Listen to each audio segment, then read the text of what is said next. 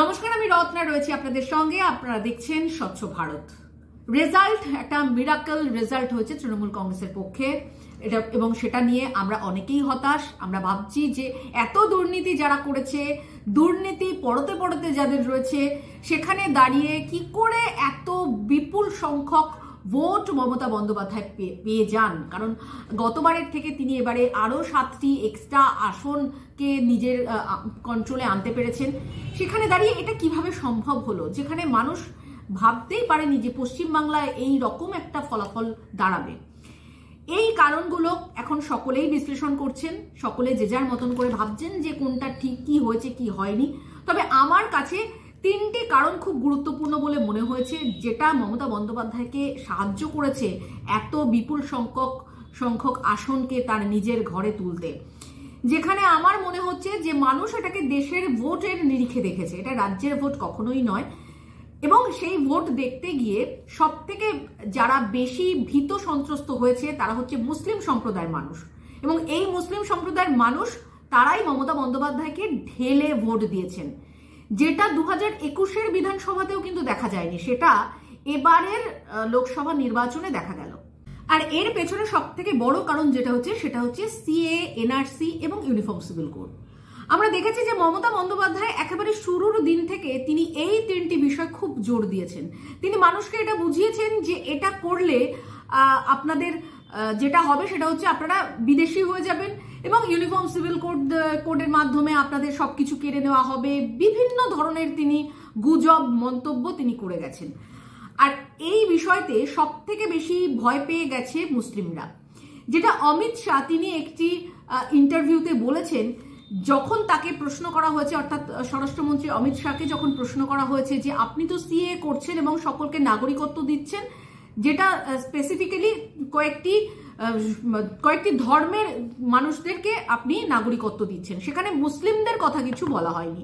এবং সেখানে দাঁড়িয়ে আমাদের রাজ্যে বিপুল সংখ্যক মুসলিম যারা স্বাধীনতার পর এদেশে এসছে, অর্থাৎ 1947 সালের 15ই আগস্টের পর থেকেই যারা এদেশে এসছেন, হিন্দু, শিখ, বৌদ্ধ, জৈন এবং খ্রিস্টান, তাদেরকে এখানে নাগরিকত্ব দেওয়া হচ্ছে। সেখানে দাঁড়িয়ে মুসলিমরাও কিন্তু এখানে এসছেন 1947 সালের 15ই আগস্টের পর থেকে। তাদের ক্ষেত্রে কি হবে? তখন অমিত শাহ বলেছিলেন যে তাদের ক্ষেত্রে এখন কি হবে সেটা আমরা ভাবিনি, আগে আমরা এদেরকে নাগরিকত্ব দেব, তারপর দেখব সেই সংখ্যাটা কতটা, এবং সেখানে দাঁড়িয়ে তারপর আমরা ঠিক করব যে তাদের জন্য কি করা যাবে। আর এখানেই একটা স্পষ্ট বার্তা ছিল মমতা বন্দ্যোপাধ্যায় যেটা বুঝিয়ে সাকসেস হয়েছেন, সেটা হচ্ছে যে যারা এভাবে এসছেন এখানে তাদেরকে কিন্তু তাড়িয়ে দেওয়া হবে, এনআরসির মাধ্যমে তাদেরকে ডিটেনশন ক্যাম্পে নিয়ে যাওয়া হবে, তাড়িয়ে দেওয়া হবে। এই ভয়টাকে মারাত্মকভাবে স্প্রেড করতে পেরেছেন মমতা বন্দ্যোপাধ্যায়। এখানেই কিন্তু তার অর্ধেক সাকসেস এখানেই দাঁড়িয়ে আছে, এই বেসের ওপরে দাঁড়িয়ে আছে। সেখানে দাঁড়িয়ে মুসলিমদেরকে আমরা যেটা দেখেছিলাম যে 2021-এও কিন্তু মুসলিম সম্প্রদায়ের মানুষের মধ্যে একটা ভোট ভাগাভাগি হয়েছিল, আইএসএফ অনেক ভালো রেজাল্ট করেছিল। সেখানে দাঁড়িয়ে মহিলারা মমতা বন্দ্যোপাধ্যায়কে বেশি করে ভোট দিয়েছিল, কারণ সেখানে একটা লক্ষ্মীর ভান্ডার প্রকল্প কাজে লেগেছিল। কিন্তু এখানে দাঁড়িয়ে দেখা যাচ্ছে যে সম্পূর্ণ মুসলিম ভোটটাই কিন্তু চলে গেছে মমতা বন্দ্যোপাধ্যায়ের দিকে। সেখানে আইএসএফ এর কিন্তু কোনো সেই অর্থে কোনো সাকসেস আসেনি।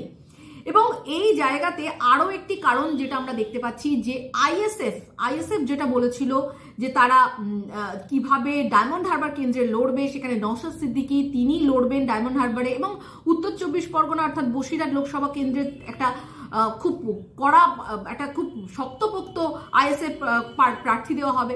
সেখানে দাঁড়িয়ে কিন্তু দেখা গেল দুটোই ফেল করলো। এবং এখানেই একটা যে মমতা বন্দ্যোপাধ্যায়ের সঙ্গে আইএসএফ এর একটা যোগাযোগের একটা কিন্তু সূত্র খুঁজে পেল মানুষ, এবং আইএসএফও কিন্তু সেই অর্থে সমস্ত ভোটটাকে সুকৌশলে কিন্তু মমতা বন্দ্যোপাধ্যায়ের দিকে ঘুরিয়ে দিয়েছে, এমনটা আমার মনে হচ্ছে। এবং সেখানে যখন আমরা দেখতে পাচ্ছি যে মমতা বন্দ্যোপাধ্যায় এই সিকিউরিটিটা দিতে পারছে যে আমি আছি আপনাদের জন্য, তিনি একেবারে রেড রোডে নামাজের জায়গা থেকে তিনি সেটা বার্তা দিলেন যে আমি যতক্ষণ আছি আপনাদেরকে কেউ এখান থেকে হটাতে পারবে না। এবং আমরা দেখেছি যে বাংলাদেশ থেকে যে সমস্ত অনুপ্রবেশকারীরা এসছে তাদের ভোটার কার্ড, আধার কার্ড, রেশন কার্ড করে দেওয়ার জন্য কিভাবে মন্ত্রী থেকে শুরু করে নেতা থেকে শুরু করে সকলেই কিভাবে বলেছে, যে একেবারে ওপেন বলেছে যে অমুক লোক তারা করে দেবে, আপনাদের কোনো চিন্তা নেই। ফলে এখানে আমরা এটা বুঝতে পারছি যে সমস্ত মানুষ এসেছে বাংলাদেশ থেকে, পাকিস্তান থেকে, তারা কিন্তু মমতা বন্দ্যোপাধ্যায়ের রাজ্যে সিকিওর। এবং এটা সারা ভারতবর্ষেও কিন্তু একটা বার্তা গেছে যে এই বিজেপি গভর্নমেন্ট থাকলে তারা ইনসিকিওর হয়ে যাবে, তাদেরকে ও তাদের দেশে পাঠিয়ে দেওয়া হবে। সেখানে দাঁড়িয়ে কিন্তু প্রচুর মুসলিম ভোট হাতছাড়া হয়েছে বিজেপির কাছ থেকে। সেখানে কোনো উন্নয়ন কাজ করেনি, সেখানে কোনো রকমের সেই যে রাষ্ট্রবাদী মুসলিম তাদেরকে এখানে কোনো ভয় নেই, এই বিষয়গুলো কিন্তু কাজ করেনি, সকলেই কিন্তু ভয় পেয়েছে। মুসলিম সম্প্রদায়ের মানুষ তারা এই জায়গা থেকে সিকিওর হয়েছে। এবং আরো একটি বিষয় হচ্ছে সেখানে যে তাদের যে ধর্মগুরুরা আছেন তারা কিন্তু একেবারে নির্দেশ দিয়েছেন, একেবারে অ্যাপিল করেছেন সেই সমাজের কাছে যে তারা যেন মমতা বন্দ্যোপাধ্যায়কেই ভোট দেন।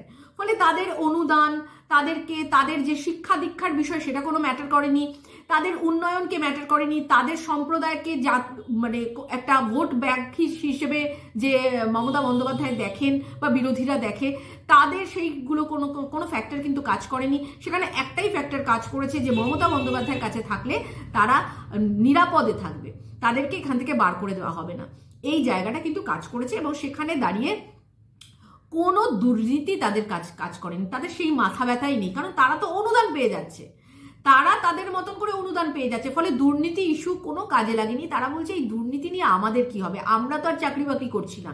আরো একটি কারণ যেটা আমার মনে হচ্ছে সেটা হচ্ছে ওবিসিতে মমতা বন্দ্যোপাধ্যায় যেভাবে মুসলিমদেরকে সংরক্ষণ দিয়েছিল, সেখানে মুসলিম সমাজ খুশি হয়েছিল। কিন্তু মুসলিম সমাজ খুশি হয়েছিল এই জায়গাতে যখন এটা দেখাচ্ছে যে মুসলিম সমাজকে এখান থেকে এই ওবিসি সার্টিফিকেট তাদের বাতিল করে দেওয়া হবে, সেই রায়টা পাওয়ার পর কিন্তু মুসলিমরা আরো বেশি একত্রিত হয়ে যায়।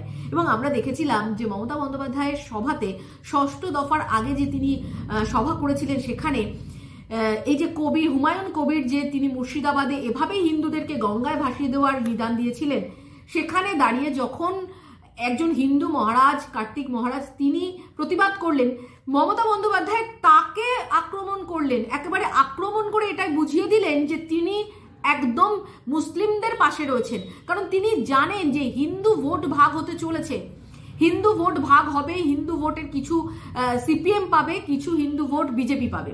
সেখানে দাঁড়িয়ে তিনি এটা বুঝতে পেরেছেন যে আমি যদি মুসলিমদেরকে একত্রিত না করতে পারি তাহলে কিন্তু আমার এখানে জয় নিশ্চিত করা যাবে না। ফলে এই জায়গাতে মমতা বন্দ্যোপাধ্যায় ভীষণভাবে সাকসেসফুল হয়েছে।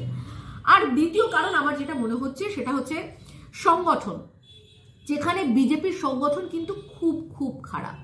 এবং বিজেপি একটা সেরকমই দল যারা উত্তরপ্রদেশে, উত্তর ভারতের দিকে তারা রাজনীতি করে এসছে, তাদের সংগঠনের ট্যাকটিক্সটা পুরো আলাদা।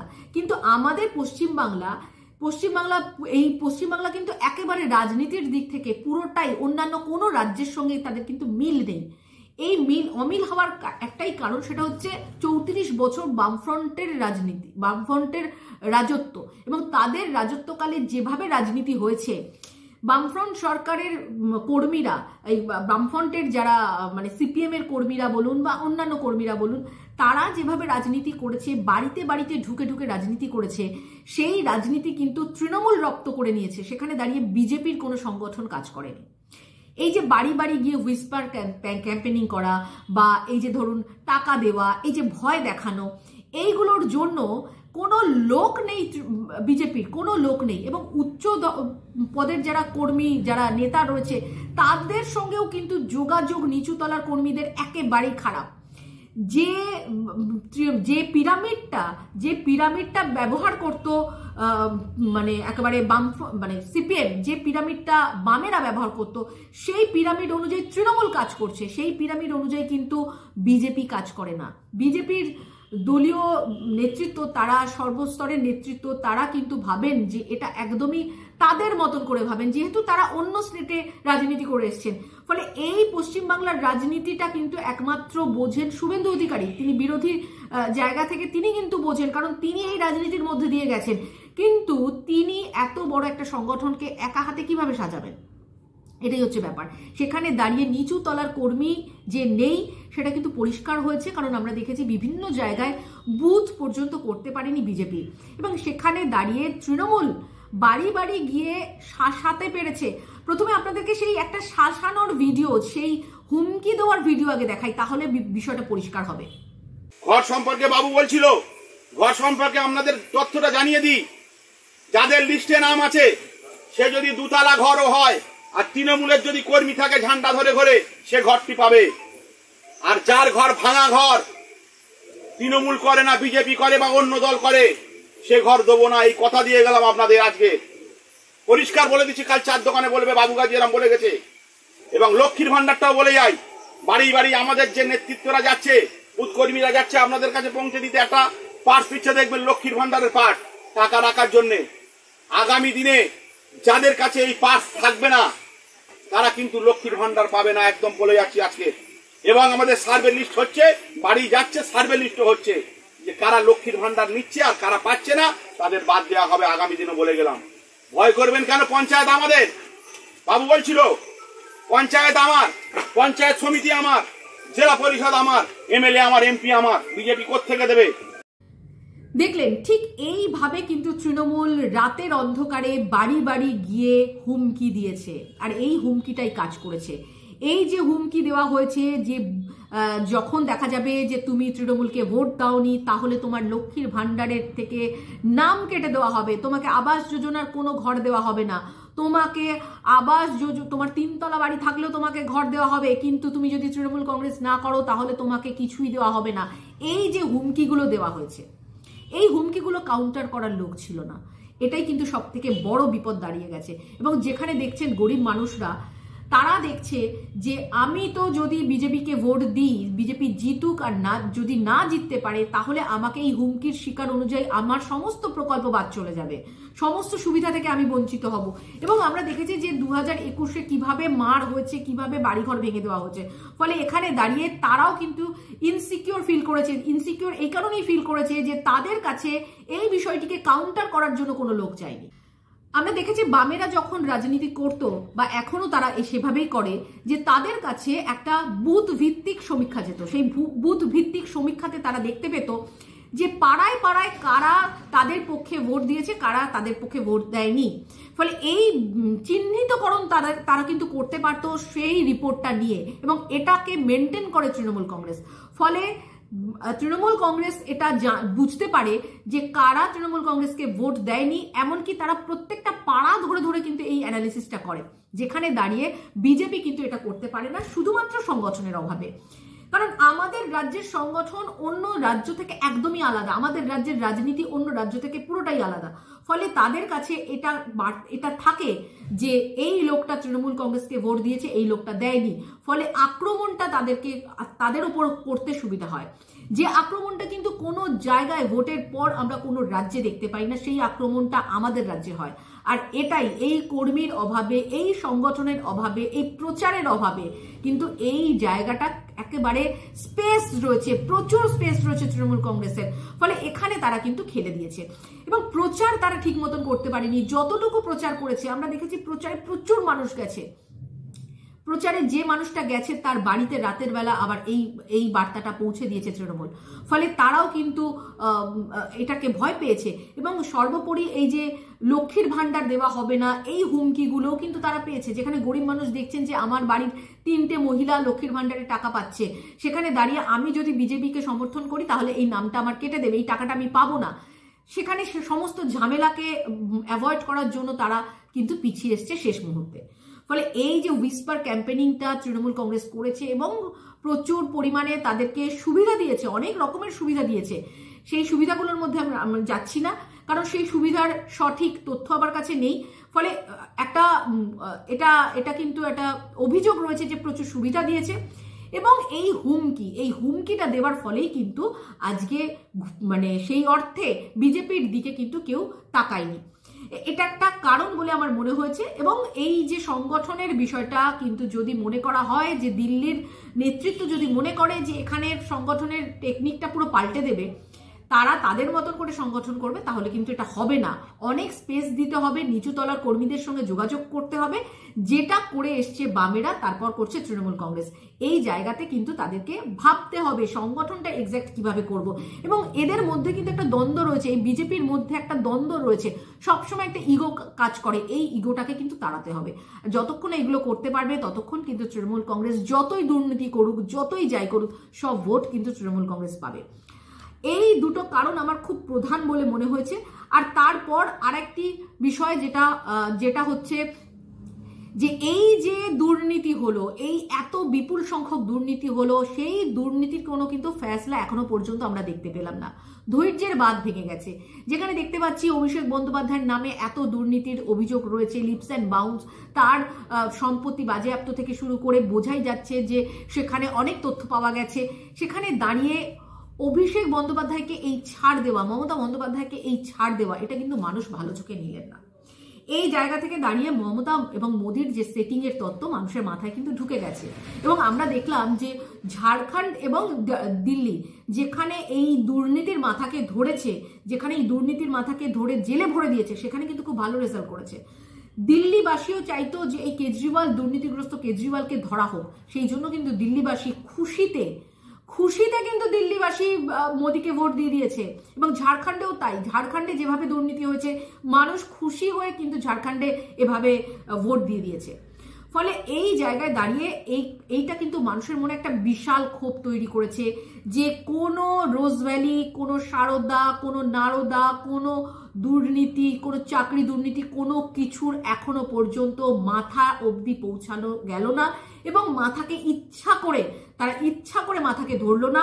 এবং ডায়মন্ড হারবার কেন্দ্রকে এভাবে উপহার দেওয়া, এটাও কিন্তু মানুষ ভালো চোখে নিল না। ফলে সব মিলিয়ে মিশিয়ে আমার এই তিনটে কারণ খুব গুরুত্বপূর্ণ বলে মনে হয়েছে।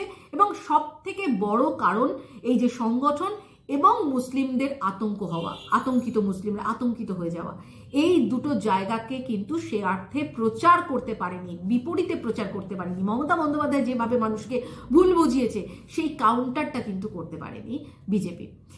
এবার আপনাদের মতামত অবশ্যই জানাবেন। আপনাদের আরো অনেক কারণ আছে, আরো অনেক ছোট ছোট কারণ আছে, আপনারা আপনাদের কারণগুলো অবশ্যই কমেন্টসে জানাবেন, তাহলে আমারও সুবিধা হবে আরো কারণগুলোকে বুঝতে।